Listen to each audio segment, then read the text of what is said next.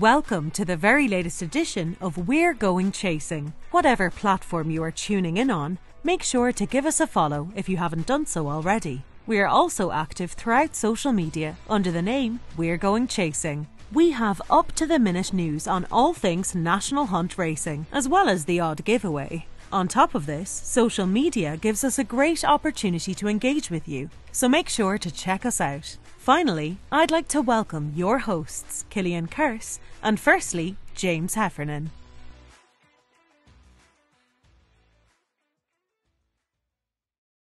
So, welcome to this week's podcast. How was your week, Cillian? Not too bad now, James. Flat out. What about yourself? Grand. It's nice having a little introduction there to start with. Yeah, we better spice it up a bit, I suppose. Invest a few pound into it. Yeah, that's it.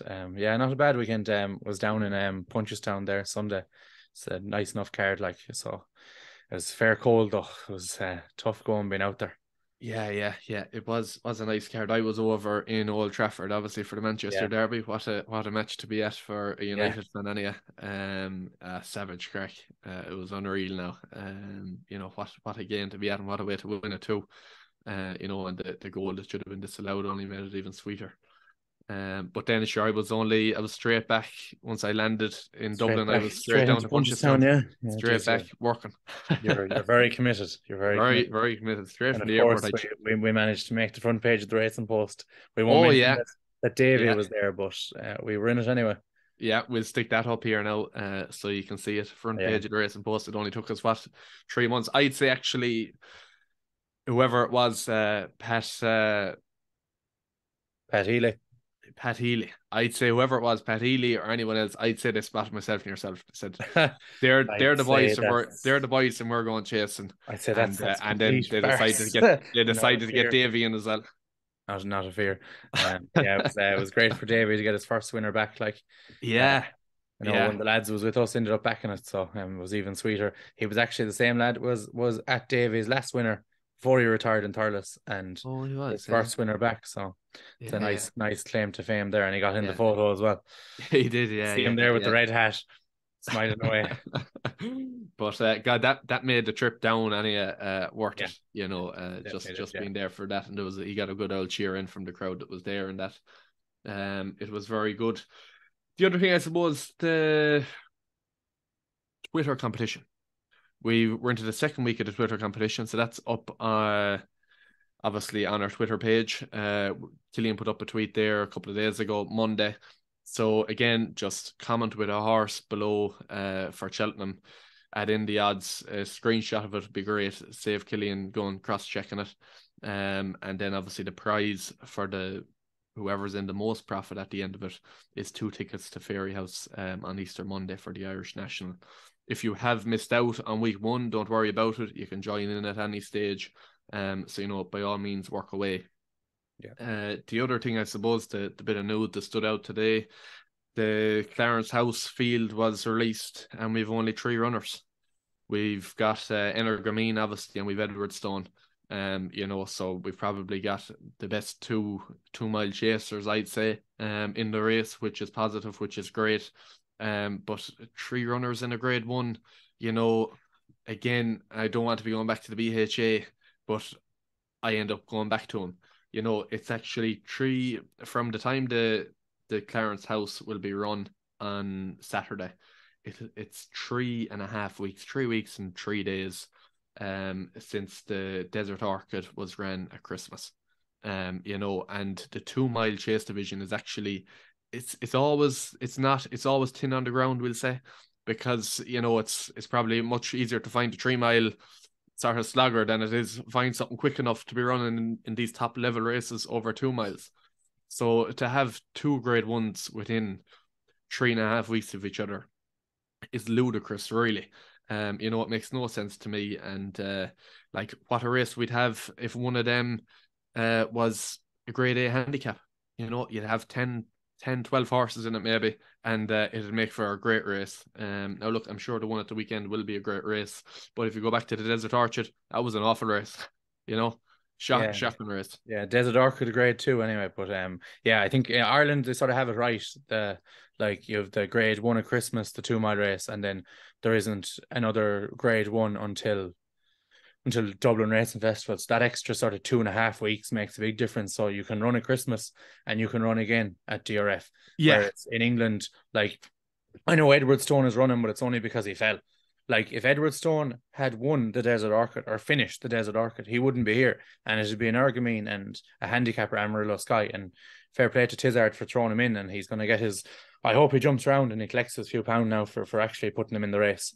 So, fair play to him. But fair play to him. Yeah, I think... And I think I saw on Twitter, it would have been 9,000, I think, for the horse who finished fourth in that race. You know.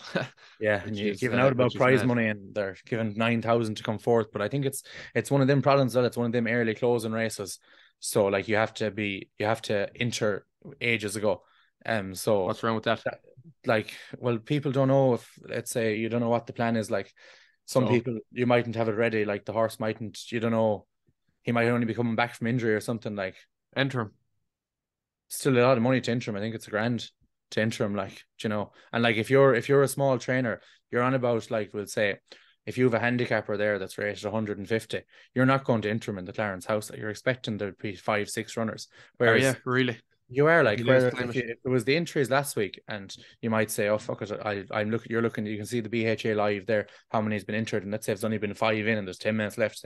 I might chance this lad and see, we could end up declare, it only might be a few declared, then like, sure, there's still a chance, like, when the declarations come out, that Amarillo Sky won't run, or Edwardstone, or an Ergamine. Yeah. So, like, there's it's a 3 by maximum. Like, there might only be 2. Now, an Ergamine versus Edwardstone 2-runner race would be immense. Like, I give out about small fields, that'd be savage. It'd be so tactical. It'd be actually a great watch. It'll be essentially that anyway. It will be, yeah. That's what it is. The other fella will be well out the back and just trying to get around.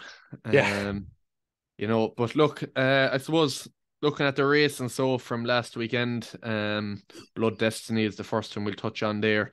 To be fair, the last couple of weeks, and I've been speaking about Lassie Mouth and saying that how she's such a better bet than Facile Vega. You were saying that you just were wondering, did Willie have something else that we hadn't seen the full extent of yet?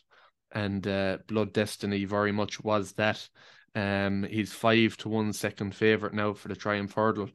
And the interesting thing about Blood Destiny is that he got a racing post rating of 145 in that race at the weekend, which was it a conditions race or winners of one sort of? It wasn't. You know, and Lassie Mouth in a grade 2 got a racing post rating of 142. You know, which stands off the page a bit to me. Yeah, you still add 7 to her though. For the mayor's allowance, but like, I know, but it is tight. It is tight. And like, I think the race sort of fell apart. Like nothing really came into him. Like he sort of was just given a lead and he just jumped, and like he travels very well, but like I don't think he jumped that well. But he's a serious engine, I'd say. Be interesting to see now. Like they're obviously going to keep them apart for DRF, I assume. Like Lossiemouth will go, they'll probably just find another race then for Blood Destiny before the Triumph. He looks good, and like I'd say he'd be nearly an each way bet to nothing at 5-1. Like I wouldn't, out for what I've seen so far, I couldn't really see him out of the first 3. I thought he was very impressive at Cork, and he was impressive again in Fairy House. And the horse in second actually is one that I like. I think he's actually been entered in a handicap in Tipperary or in Thurles on a Sunday. So, and the same with one of the other JP horse of Willie Takeo. So they're looking for a mark there to see what they get. I'd say both of those will probably run in the Boodles. Like Nuzret, another horse that'll probably end up in the Boodles. And now it depends, like he's been hammered there, so like you couldn't really go to the Triumph, like, but like the owners had Zarek the Brave, and he's obviously out for the season and he's colic, so you'd wonder would they might just chance the Triumph, like, and say that there's a bit of a freak show here, but he'd probably get a mark for Boodles as well, like now. He's won a race. I think he needs to run once more. He needs 3 runs still to get into the Boodles, but I would definitely agree with Blood Destiny 5-1 and each way bet to nothing. You know, he could very well be beating Lossiemouth now, but at 5-1 in each way bet there. Yeah, a scumbag each way bet, isn't that what they say? It, yeah. And the one thing about Lossiemouth is as well, she hasn't actually had the races she's ran in have been slowly enough run. Like like the Triumph there, you get some headbanger goes off the front and makes it a real test, and suddenly like you wouldn't know. Maybe she mightn't see out a really strongly run race, but she's very quick. Yeah. That's fair enough. Corbett's Cross then obviously won his maiden hurdle and followed it up there, won a handicap very well off a rating of 130. Stepped up in trip as well for Eugene O'Sullivan. Paul Byrne owns him. We spoke with him on the podcast that we were a bit surprised that he was staying with Eugene, but Eugene is very capable and he seems to be doing a nice job at this horse. Yeah, he does. Like, and he's after getting 13 pounds there as well. So yeah, he's up to 143. So like, going to have another foray into a handicap there and see. Like, I don't know, would he be a horse for a Cheltenham festival? Like, because there's no real like per temps, but like I don't know. You'd have to go and get him qualified. Now it's late enough. I don't know how many qualifiers are left. But like he's had 3 runs now. Probably only one. Is it Huntington? Yeah, I think it could be just Huntington. Yeah, I think that's it. So there's 3. He's had 3 runs. If he ran the Pertemps qualifier and qualified, that'd be 4, which would get him into the Pertemps as well. So be interesting to see. Like, but 143, you come in the first 4 in the qualifier, you probably get a couple of pounds. BHA will add on 5 or 6 more probably. Suddenly looking at 150, and he'd want to be thrown in then to win a Pertemps, wouldn't it? Like, so like it would be up against it there. So I'd imagine he might just stay in Ireland, but he's a nice big horse. He'd be a good chaser next year. He's only 6 as well. Yeah. Definitely one to keep an eye on. Flame Bearer then won by literally half the track. Now he's 20-1 for the Arkle, 16-1 for the Grand Annual. But just looking at the Arkle betting now, and I know maybe like Sir Gerhard, for example, is possibly injured. We're not going to be seeing him and whatnot. But he's got 6 of the first 8 in the betting, which is mad. He's so stacked when it comes to this division. Some of them will obviously step up and trip. They won't all be here, but he'll still have a fair hand for it. And he's so much to choose from, really. And you can imagine that he'll probably be sending one or two of these anyway to the Grand Annual, and whichever one it is, it'll probably be his best handicapped one. So that's one to keep an eye out on. But just to go through them very briefly, Cillian, Appreciated, Dysart Dynamo, 5-1, 6-1, El Fabiolo, 6-1, Sir Gerhard, 14-1, St. Ross, 16-1, who won a grade 1 at Leopardstown, like, and then Flame Bearer at 20-1. What a hand. Yeah, look, it is fair good. I'm not sure the rules for qualifying for handicap chases. Maybe it's just 3 runs. I know handicap hurdles is 4, but like because you've had a year on the track and they can see your hurdles mark as well. Like I'd imagine it's 3 runs. So Flame Bearer and Appreciate. Well, Flame Bearer specifically as I don't appreciate it, or Dysart Dynamo won't be going to a handicap, but Flame Bearer could. Because he was beaten the first day, and like his main danger in the market pulled up as well. They had a terrible run around and pulled up, and I don't think the JP horse wanted to get near him, and the other 2 couldn't. So, I'd say like he was flattered by his winning margin there. But yeah, he potentially like got a racing post rating of 151 still. And like he did a terrible mistake at the last as well. Like he's lucky not to unseat there. Really, Townend did very well. So. He could be one for the Grand Annual if he gets another run into him. Yeah, he could be. And in our 10 to follow as well, it's good to mention that you had him. So we'll just see what happens from here on with that. I suppose we'll just skip the English racing and we'll continue with the Irish racing on Sunday at Punchestown, and then we'll have a quick look at England after that. Impaire at Passe. It's the winner of that race usually goes to the Supreme. Willie always targets it and that, but I don't know, I wasn't overly impressed myself. No, like they went pretty slow, all right. For like I'd say the first 3/4 of a mile anyway. And like he probably does want a small bit more of a test. I know Willie said afterwards strongly run Supreme would suit him. So like I don't know. I wouldn't be for him for the Supreme. I was hoping he'd come out and win really well, and like he'd be another danger to Facile Vega. But Yeah, I'd have Marine National a good bit ahead of him now, even though they're Yeah, basically well, the same price. I don't know. Like he could be another one to take on Vassal Vega, because when you take into account that it was slowly run, that doesn't suit him. You know, it was only 3 seconds quicker than both maidens. You know, so it was slowly run, and he seems to be a bit of a stayer type, as Ruby Walsh always says. You know, you need a stayer to go and win a Supreme. You know, we probably didn't see him at all to his best effect at the weekend. So that's the other side of it. Yeah, the only thing is the maiden form has worked out terribly as well. Like the horse and third for the same owners was hammered in like an Ayr maiden by a similar distance that was 10 times worse than the one in Naas. So like that's the only sort of thing you'd beat him with. But he's still a grade 2 winner and he's a big horse, and he'd be a far better chaser than he's a hurdler, I'd say. Yeah, definitely a long-term prospect. So the other big race then at Punchestown, we saw Impervious winning the grade 3. And wow, very impressive. You know, because she was given £8 to, you know, the rest of the field, really. You know, she was very badly in with the conditions of the race and that. And you know, to go and win in quite impressive style. She wasn't given one belt of the whip or anything. It was hands and heels, you know. Yeah, it was. She was very good. Like I put her up for the Turners on Twitter.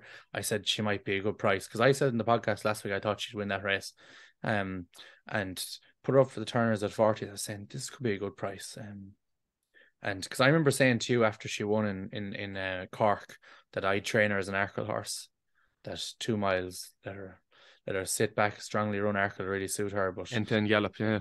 The problem is now she's going to the Mayor's Chase. Like they're saying, that probably like it's a race that really shouldn't exist in the Cheltenham program.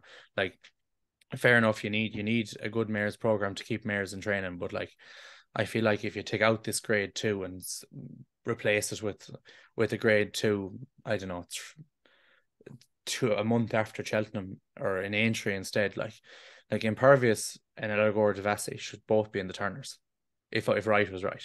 Yeah. Like, I suppose, like looking back at the Mayor's Chase, like Colreevy, a horse, a very, very good horse. She beat Monkfish in Punchestown over 3 miles. Monkfish was definitely not seen to his best effect when he won the RSA.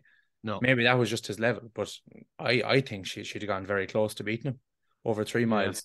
Like she won despite the trip, really, in the Mayor's Chase over 2.5. Because she was a stayer, really. So I like she could have won the RSA, and it's a bit like you don't blame the trainer for going for the race. You can't, but I just don't think it should exist. Like Shattered Love, there was no Mayor's Chase then. If there was a Mayor's Chase, she wouldn't have gone to the Turners, and she won. Or the JLT, whatever it was called. She won the JLT. So it's a very fair point. But she's very good, and those two, those two horses that we're talking about too. Like people talk about keeping the mares in training. Those two have actually proved to be so, like, they're both of them top level horses, like, you know. Yeah. So like a horse like that, if they do any bit of work and they're seen to be what they are, they're going to be kept in training anyway. So it's not really serving a purpose for those two anyway. Maybe further down the ranks it is. Yeah, maybe looking at the likes of Ellie May, Scarlet and Dove, these sort of ones, Zambrella for like there's other races for them. They don't need to be at Cheltenham, you know. I don't think they do. No. Like, you know, I don't agree with the Mayor's Chase. I'd be happy enough if the Mayor's Hurdle was a grade 2 as well. And let's say like some Marie's Rock, for example, like she'd have a right chance in the stairs, wouldn't she? But no, I don't blame them for going to it, but I don't know, should the Mayor's Hurdle be a grade 1? Grade 2 is probably enough, and like I know it's produced some brilliant winners, but like I wouldn't be too far it now, to be honest. That's very fair. And then everything else in that race, I suppose, the other two that take out Journey with Me was very good, and he'll take a step up in trip to 3 miles. Manila Crooner is an interesting one. You know, that's his 3rd run now. You know, so he's going to get a mark in Ireland, and I just wonder, is he one for an Irish national possibly? Definitely. Because he does need that step up in trip, and he's, you know, and even that trip 2 mile 4, he never should have been running over that. Like, you know, No. He should have been running over 3 miles anyway. If he was in a graded race, it should be over 3 miles. Yeah, you know, so he's going to be relatively well handicapped. He'll probably be well found in the betting now all the same, I'm sure, when the time comes around to it. I wonder what he is now, actually, if there is a market on that. There's no market. Okay, yeah. Yeah, he's like Guy de Menil went off favourite in the Irish National last year. He ran in this race last year. Bob Ollinger won it. Capitano was second. Guy de Menil was hammered, similarly to Manella Crooner. Like, Manella Crooner is probably a handicapper, like, but I think he could get a mark there in the mid 140s, and he could have a chance if you'd Rob James up in an Irish National maybe. Taken off a bit, he could have a right chance, but he definitely needs to step up and trip. Journey with Me wasn't entered in the RSA, but he is in the Turners. You'd assume they won't go to Cheltenham. No. No. You win a Turners. You wouldn't beat Mighty Potter. No. And they've got enough there for the RSA, so there's no point in running. They're better horses for the RSA. So that's sort of that. But the Impervious, it's a pity she wasn't entered in the Turners. Just even keep the dream alive for another couple of weeks. But it was. Look, what can you do? I think actually, I'm just checking up there. Irish Grand National, there are odds for it. Oh, is there? There is, and he's not that well found in the betting. No. No, he's not, because he's not standing out to me. Right now, Control F. Manella. There's no price on him at all. No price, unfortunately. That'd be an interesting one. It would. We may check that later on. Sorry? Who's favourite for it? I'm gone out of it now, but we'll check that later on. We will. And we're going to actually stay with Ireland, and we'll do today's racing. Start off with Night and Day. She won again very easily today. It was only her second start over hurdles. The first was at the end of last season, and Willie threw her straight into a grade 1. Now, she was beaten about 100 lengths, not far off it, but to throw a horse like that straight into a grade 1, they obviously thought very highly of her, we'll say. And now today in her second start, you know, she's won very impressively, and she's third favourite for the Mayor's Novice Hurdle. Yeah, she is. Yeah, I remember on the road to Cheltenham last year, Ruby was on about her. He said, I think she could have been 66-1 for the Mayor's Novice at the time. He's like, oh, she's working well or something. And I think she went into like 14s or something, or maybe 16s, but didn't run. Then ran in Ferryhouse and bombed.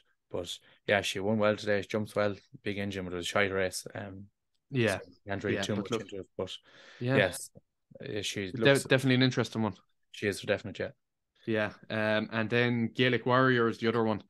You know, real differing opinions on this fella. You know, the way I look at it is actually the road to Cheltenham had a tweet up, and I hadn't actually seen his BHA mark, and I couldn't find it anywhere because I did go and have a look.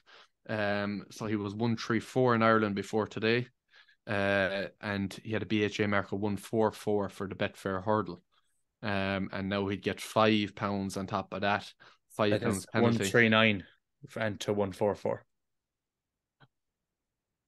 No, 144 and 5 on top of it. Are you sure? Positive, yeah. Okay. So he's 144 with the 5 on top of it. Yeah. You know, so he's high enough there in handicaps. He'll go up another bit. You know, do you reckon he'll go to handicap at Cheltenham or? No, he'll go to handicap at the DRF, I'd say. And then he'll go very close to beating Hermes Allen in the Ballymore. Okay, but yeah. I don't know, will he? I don't know. Like, I don't know. I think the old course in Cheltenham would suit him. Like, he was, at the end of the day, he was still beaten by Brazil, getting weight in the Boodles last year. Jumps way out, jumps to his right, which doesn't suit as well. I think it's a bit tight for him. Maybe, I don't know. Like, I'd definitely be going up and trip. You couldn't run him in the county you couldn't run him in the Supreme. No way. But you maybe the Ballymore. I don't know. Like, I'd find it hard to see him beat Hermes Allen though. I think it'd be close. He's raced against nothing all year really, like, because like, you know, none of them have been off really. The last day, like, you know, he won by 90 lengths, and it was like that day that there was a huge gamble on Real Deal, and they just left him off in front, and they just knew that nobody was winning, like, you know. you know, it was Drill Deal. It was one of those McNally horses anyway. Yeah. It was essentially the same thing. They knew that Gaelic Warrior, they're not having a hope here, and they just all had a run out. And that was probably similar enough to an extent today, you know. It was, yeah. He does divide opinion, but he's a fair detail all the same. He's some engine in him. He does. Right, we'll have a look at England. So briefly enough, first of all, Pick Dory, you know, he won very handily again, grade 2, you know, 16 lengths. Yeah, it's just, he's a grade 2 horse. Like, I just imagine Nichols just keep him to grade 2s and you just mop up all those sort of around 2.5 miles, and fair play to him. It's grand. Yeah. Green Glory didn't go on the ground really. Only 4 finished out of 20.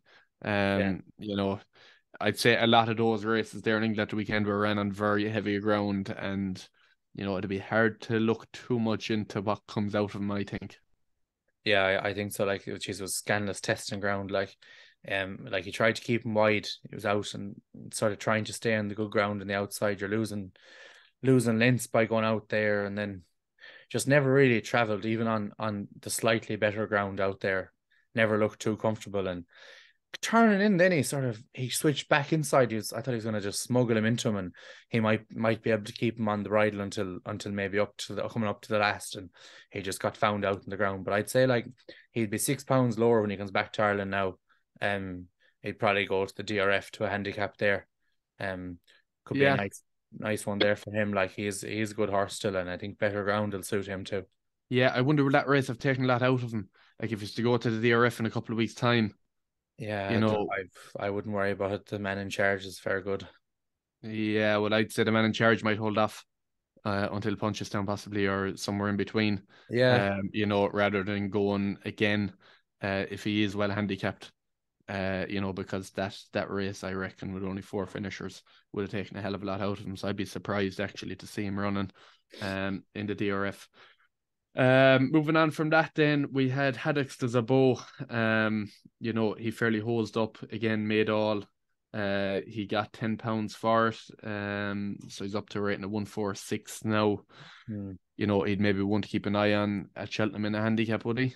Yeah, maybe the Grand Annual. Like, he was getting weight off third time lucky, but he's hammered him really. Like, just that sort of buck out, jump in front. Like, maybe, I don't know, it doesn't suit the old course as much as the new one, maybe. But yeah, he's improving horse, and like, he's a really good jumper. Yeah, but like, yeah, again, like, I don't know how much any of this form is going to transfer over to Cheltenham, because a lot of these races were won by long margins. A lot of horses didn't finish. You know, I'd be taking a lot with a pinch of salt. Okay, on to Galia Desleto then. You know, she jumped very well. Grade 2, 3 miles on heavy ground. You know, what did you make of her? She's some jumper. Like, I actually backed her in Kempton in the Cauto Star. Yeah, she landed in the middle of an open ditch that day, so she was sort of fucked after that. But yeah, she's hosed up there. Like, she's just a serious jumper, and I think yeah, she'd probably go to an RSA now. Like, I don't think she'd be good enough to win it, but yeah, she'll probably chance it anyway, knowing the skeleton. She won't be good enough to shy away. She won't be good enough. No, she won't be. But that's straightforward. Shy away, like, you know. Yeah. Every week before the podcast, myself and Cillian have a row over what horses should and shouldn't speak about, and I always have 3 or 4 English ones that I'm just like, move on. And Galia Desleto and Haydock to Zabo were 2 of them. I lost that battle. I won on Grey Dawning, and I will do it. But look, Mr. Incredible then was an Irish Raider. Second to I Will Do It. You know, God, I'd say they've got good value there, possibly. Yeah, I'd love to know what they paid for him, but yeah, I think Paul Byrne said that Patrick's basically training him as well, not Willie. Oh, really? Yeah, he said it's Patrick's project, and Patrick really wants to win the Kimure. Well, if Patrick had won the Kimure in Maldini, he wouldn't want to win it again. So it's still a bit sour over that one. But wants to go to the Kimure 144. That's a 145 cut off. It won't be in the Kimure. Wants to go to the National with him as well then. So probably will run the National, right? Yeah, he's obviously very, very talented, but he's like even during the race, you never know when he's just going to pull up. Like, yeah. He could do anything. A monkey, complete monkey. Like, yeah, complete it's monkey, great to watch though. Yeah, great to watch. Right, that brings us to the end. So of our review, okay, Killy, we're on Tuesday here now, so this podcast will be well out by Thursday. We'll start off with Fairyhouse. Fairyhouse could actually be in a spot of bother, because I think they were saying today it was unraceable, and the forecast isn't too good for the next few days, so we won't spend too much time on it. But I suppose the one that stands out there is the conditions race. Winners of one. 3-card Brae is the one that I've been talking about for quite a bit of the year. Looks like he's going to be set up now for a handicap at Cheltenham. Yeah, I know you wanted him to go to a Bartlett, but yeah, it looks like it'd be the Martin Pipe because he won't be over 145 even if he holds up tomorrow or Thursday. It looks like he's be handicap bound. I know I suppose that the owner is Heskin on retainer as well, like, so maybe he mightn't want to have a Martin Pipe. He's a reclaimer there, so maybe they go to the Coral Cup instead. But one of them two, I'd imagine.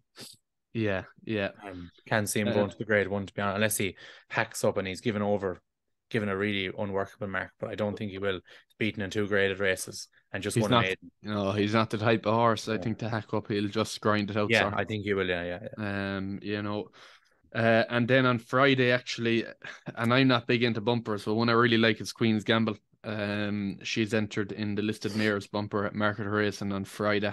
And just really looking forward to seeing her and seeing what she's like away from Cheltenham. Yeah, she's a fair detail now. I'm right back to the day she ran in Cheltenham, like, and she had Paddy Aspel when he came on before Christmas. He gave her as his Cheltenham Antepost pick as well. So hopefully he'll be watching on now and hopefully she get the win. It's hard to see her beaten now on Friday, but hopefully she hacks up because I think she's a right chance to win the bumper. There's nothing really that's come out yet that frightened me if I was on her. So no, it'd be nice to see Oliver Sherwood win it too. Like it would, just for a change. Trainer, like, it's sick of seeing Willie win it. Like, yeah, just for a change, it would be nice, certainly. And on to Haydock then on Saturday. We've got Stage Star there in the Grade 2 Novice Chase. That's the kind of race now that Paul Nicholls just sort of mops up. Yeah, it is. It's Skeletons of a nice one at Lac de Constance. I think you said it. She went off favourite in the Wayward Lad in Kempton, the one Boot Hill won, the Grade 2 at Christmas. She's actually rated higher than Stage Star. Or no, he's rated higher, I presume. I think it's a he. Rated higher than Stage Star. So be nice between the two of them. But yeah, Nicholls goes well with these sort of Grade 2s. Like, he doesn't. Stage Star is definitely not a Grade 1 horse, but could go well in a couple of the Grade 2s and Grade 3s maybe. Yeah. It should be his level. You'd imagine he's not top level anyway.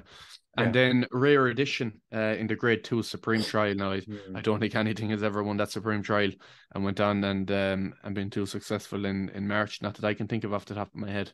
Maybe you can correct me on that. But Rare Edition is who? I don't recall one anyway. No. Yeah. Rare Edition is one that we did speak back at Christmas about. One at Kempton very well, is unbeaten now under rules, 2 bumpers and 3 or 2 bumpers, and 3 novice hurdles. And he does actually look quite a nice horse. He does, yeah. I'd say he's the best 2-mile novice in England. I'd agree with that. Yeah, I don't think he's certain to run though, just because the ground on Saturday it's probably going to be on the very soft side. Like better ground probably suit him. So I think that's what Charlie Longston said. I think the 3rd favourite mightn't run as well. Name is not coming to me, but it's normally not a race that throws up supreme winners. I'm trying to think. I can't even think who's even won the race in recent years. It's very poor. I think nearly anything that is listed as a trial usually is seems to be quite weak. Yeah. It just needs to be a bit of a trend there. But Epatante then in the Grade 2 Champion Hurdle Trial. Yeah. She won't even be running a Champion Hurdle. But she's going to win a mayor's hurdle. I'm convinced of it. Oh, fair enough. I do really think she's going to win a mayor's hurdle. She'll be supplemented and she'll win it. She's 4-5 to it the weekend, which is a great price. I don't know what you get on her to win at the weekend and to win at Cheltenham, but that'd be better again. You probably get maybe 7-1. Yeah, you could do it. Yeah, you probably get about 7-1, and that would be a winner, I'd reckon. Yeah, I think the weekend, I'd say she's probably delighted not to see Constitution Hill coming out in the parade ring beside her after the last twice. But yeah, she should win it. Like, I like to move it, and probably a handicapper really. Like, he was they're below well her bet level in the Rail Keel hurl in Cheltenham first street. Then first street was beaten that day as well. Like, they're coming back from 2.5 miles to 2 miles. I suppose if it was very heavy ground, she might get caught. But no, I'd say she will win it. Yeah, I'd fully expect that too. Moving on then to the Clarence house, we spoke about it very briefly there. At the start of the podcast, we've got I think the best 2 mile chasers. I think Edwardstone is better than Blue Lord. So this will be one match here, and then we'll have the two of them back in March. How close does Edwardstone get to Energamine? And is he behind him? Surely. Is he in front of him? He's behind him. I'm convinced he'll be behind him. Yeah. It's just going to be awful tactical, like Paul is going to have a tough job there. Like, no, Amarillo Sky has made the running a lot of the time when he does run. Yeah. Now, which could lead you to believe maybe he'll run it. I'd say Energamine is better getting the lead than actually making it himself. Of course, he made it himself last year in the Clarence house and got beat by Shishkin. Yeah, I think it's going to be very tactical. Like, you don't want to go so slow that Edwardstone, potentially a small bit faster, has it, and then you don't want to go too quick that you just set it up for him either. Like, so yeah, it's going to be very tactical. I think Energamine's the better horse. He's a better jumper. I hate backing horses off a fall, so I wouldn't back Edwardstone anyway. But yeah, I think Energamine wins, and he'll win a March. He'll definitely win a March, but I think he'll win. Yeah. Well, I reckon, first of all, Amarillo Sky, I don't think will make the running. They just need to get him around, and probably give him as easy a race as they can. So he's going to be out the back, I reckon, regardless of what he's done before. I think you're going to have Energamine going off in front and going a fair clip, and then it's just a case of if Edwardstone can go and pass him, which I'd be very surprised if he did. But we have a habit of underestimating Edwardstone, and we've got to put our hands up on that. All year we've been underestimating him. So yeah, I just think on the ground in Ascot it's probably going to be soft Edwards, or soft and Energamine just go well. Yeah, well, they say what, fool me once, shame on me, fool me. No. Jeez, you're very good. Fool me once, shame on you. Fool me twice, shame on me. Or whatever it is. Exactly. And if they fool us 3 times. Yeah, we may as well give it up. Yeah. So there's a lot of riding on this. There is, yeah. And then Thurles on Sunday, we've 2 nice races there. We've Allegor de Passe against Dino Blue, and then we've got the Kinloch Brae, which looks a lovely race there, really. It's going to be very competitive. It does, French Dynamite is in it there, back down in trip there from his exertions in the Grade 1 at Leopardstown over the Christmas. He'd be the one my eye is drawn to. Just it's going to suit him, but it's a tough race. Shack and Poor Swa as well. Up in trip. That doesn't strike me as something that's going to suit him. He'd nearly be running on the spot there, coming home on over 2 miles, so up in trip. Look, it's worth trying it. But I don't think it's going to suit him. I wouldn't be convinced it won't suit him, but I think they needed to go up in trip. Just the way he's running now. He's not like he's a bit different now than he was 2 years ago. Not as good. No, fair enough, but like he's a different style of run. Like he made the run and tried to make the running in the champion chase last year and unseated. Like, I think they tried a few different things with him. Obviously, he was poor at Christmas. I think the right thing to do is go up and trip anyway and see what he does. But yeah, my eye was drawn to him straight away when I saw the entries. Him, Fakir Dideri, like 2 160 horses in a Grade 2. Like it's great to see it, really. Like, and then like French Dynamite ran a cracker in the saddles, come back down and trip. This probably suit him a bit more. Lifetime Ambition, very good horse. Royal Rendezvous actually is there as well. He's also rated 163 somehow. So Yeah, somehow he's in it too. Yeah, look, I'd be surprised if Shaq and Poursois wins it. Yeah. And on ratings, he's well clear, really. Well clear of all of them. Maybe with the exception of Fakir Dudery and Royal Rendezvous. But Royal Rendezvous, again, how is he rated? 163. And Fakir Dudery, you don't fully know what you're going to get with him, possibly. But I think something will be Shaq and Poursois. He's 11 now. He's not the horse he was. He's going to be favoured for the race, probably. I think it's fair to say. Either himself or Fakir Dudery, but I wouldn't be too gone on him myself anyway. No, I wouldn't either. I think Fakir Dudery is the most obvious winner. Royal Rendezvous, he won a handicap there off 160 in Punchestown last year, but it was a weak enough race. There wasn't anything too hectic in it. And then finally, Allegor de Vasse against Dino Blue. Yeah, Allegor de Vasse win that, I'd say. But they're both really good jumpers. Dino Blue is an excellent jumper. I just think that Allegor de Vasse is just a better horse. Look, if Dino Blue beats Allegor de Vasse, you may throw your Allegor de Vasse slips in the bin for Cheltenham because she won't beat Impervious. She need to win today or win Sunday to have any chance really of beating Impervious with the level of form Impervious showed last weekend. So I'd say if you wanted to back Allegor de Vasse, I'd probably do it now. Because if she wins, she'll be cut, and if she loses, she'll waste the time, Yeah. That's fair enough. So to wrap us up, Cillian, you've got a Cheltenham Antepost pick for us. It's your week. I do. So take it away. I was looking through my picks so far, and a lot of them are under a bit of pressure. Sir Gerhard hasn't ran, and Ellie May looks to be in JP's nearly third string for the Mayor's Chase. She won't beat Impervious, so I'd forget about that nearly. So I've gone with a double this week. So I expect an Argamine to win the weekend, so probably will be cut a small bit for the Champion Chase. He's 8-11 there. It's going to be probably a 5 or 6 runner race come March, and he's just going to win it. He's the best 2-miler there is. I'd say Blue Lord could go up and trip to the Ryanair if Allaho doesn't make it, so it could even be easier for him. So I'd side with an Argamine there, 8-11, and then Mighty Potter in the Turners.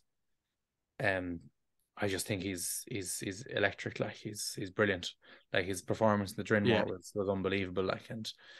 The further up in trip he goes, I'd love to see him win the Turners and go to 3 miles in Punchestown. Then I'd say you'd see him to serious effect up in trip then again. He's a really, really nice horse. I think 3-1 is a nice price there in him. It's almost 6-1 the double. It's just shy of 6-1, so I'll happy enough with that. And just one point on Mighty Potter, and I do agree with you. He looks electric, and I don't disagree with the selection at all. And everybody knows how big a fans we are of Davy. Yeah. But Jack Kennedy, I think, has been very good on Mighty Potter in particular. The last day at Fairy House, Mighty Potter made a few mistakes down the back and was really sort of dropped the head was sort of dropping, we'll say, dipped the nose a few times after a few fences down the back straight. It's worth watching back. And Jack Kennedy got a lot of plaudits for that. How he handled it. He just left him do his own thing, and he did a brilliant job on him. Now I just wonder, I think Mighty Potter has a mistake in him, but I just wonder how much of a loss Jack will be for him. That's a fair point. Now I know if you listen to Gordon Elliott, Jack's back for Cheltenham. I don't believe it myself. I'd be amazed if Davy Russell, shocked if Davy Russell has come back for the Dublin Racing Festival. And that's it. Davy likes winners though. I think he's a good price at 3-1, and there obviously are a couple of dangers. James de Burley now would be the big danger, probably in my eyes. I wouldn't worry about anything else. Even appreciate it going up and trip. I think Mighty Potter he's just such a good horse. Jack would be a loss to him because he does get on with the horse really well. Obviously rode him in 2 chase starts. I don't know if Mighty Potter would be running in the flow gas or where he'd be running. Is he going to have another run before Cheltenham? So like ideally, if Davy was riding him, he would get a spin around him on a race course, which would be ideal, really. But yeah, no, happy enough with the double there. I think it's a decent bet at around 6-1. Okay, right, fair enough. Okay, that brings us to the end of this week's podcast. Again, thanks very much for listening. I hope you've enjoyed it. Drop us a comment there on YouTube, on Twitter. Let us know what you thought of it, if you agree or disagree. And again, don't forget about our competition on Twitter. A chance to win 2 tickets to Fairy House on Easter Monday. Thanks very much. Thank you. It's Haydock and Rachel Blackmore, Racing's golden duo! Tiger Roll joins the greats and beats Magic of Light. Best behaviour on the near side with the wettest of saves for Paddy Brown and Oliver McKiernan. Local trainer DRF comes in again for the honest Lord Lion wins it from... It's Sampo on the stand side before he had the second last. But he lands in the lead by Haydock and goes on from Sampo.